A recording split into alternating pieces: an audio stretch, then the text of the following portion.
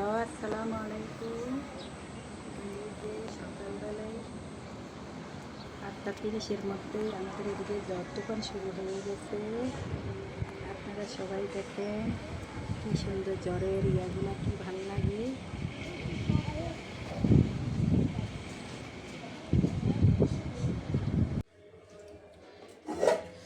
এই যে কক মুরগি একটা আনছে, আর এই যে আপনাদের আঙ্কেল গুড়া মাছ আনছে বাজার থেকে। দেখলেই খালি মাছ কিনে নিয়ে বেরি। দুপুরবেলা গরম লাগতে আছে, তাই বেলের শরবত খাবো এখন এই গরমের মধ্যে। দেখি বেলের শরবতটা কেমন হয়। বেলটা এই যে বেলের শরবতটা বানাবো এখন।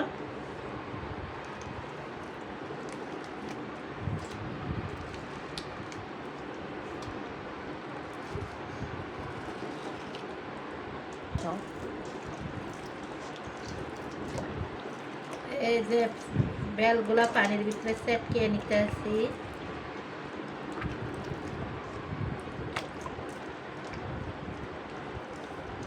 দুপুরবেলা এই গরম বেলের শরবত অনেক মজা লাগবে, তাই শরীরের জন্য অনেক উপকারী। এই জন্য আমরা এই বেলের শরবত সবসময় দুপুরবেলা গরম করলে খাই।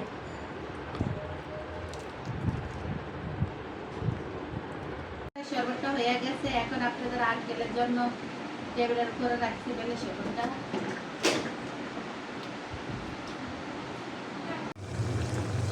এই যে আমি লতি দিয়া চেপা শুটকি পাকাইতেছি, আলু দিলাম চেপা শুটকির সাথে। এখন একটু ধনিয়া পাতা দিতেছি, শুটকিটা হয়ে আইছে তাই ধনিয়া পাতা একটু দিতেছি। ধনিয়া পাতা বেশি নাই। আর আমার ঘরে আমার ছেলে মেয়ে পাঙ্গাস মাছ আর তেলাপিয়া মাছ, তারপরে আউর মাছ, এগুলা কোনো মাছ খাইতে চায় না। আপনাদের আঙ্কেলে বোয়াল মাছ আনছে, তাই বোয়াল মাছ আমার ছেলে মেয়ে খাইতে চায় না, তাই আজকে মাংসর মতো রান্না করছে বোয়াল মাছ। যদি খাইলে খাবে, না খাইলে আমার ছেলে আর আপনাদের আঙ্কেল খাবে।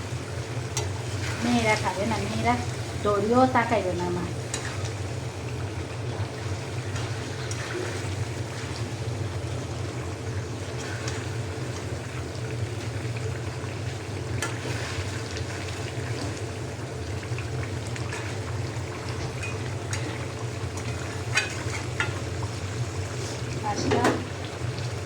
দুপুরবেলা ছেলে মেয়েগুলারে শসা, টমাটো, পেঁপে কাইটা দিছি।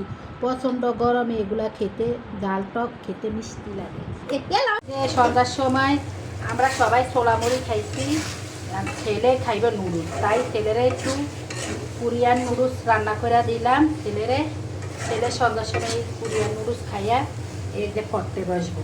ছেলে মানুষ তো, ছেলেরা তো ছোলা মুড়ি খাবে না, তাই ছেলে মানুষের জন্য তো আলাদা রান্না করা।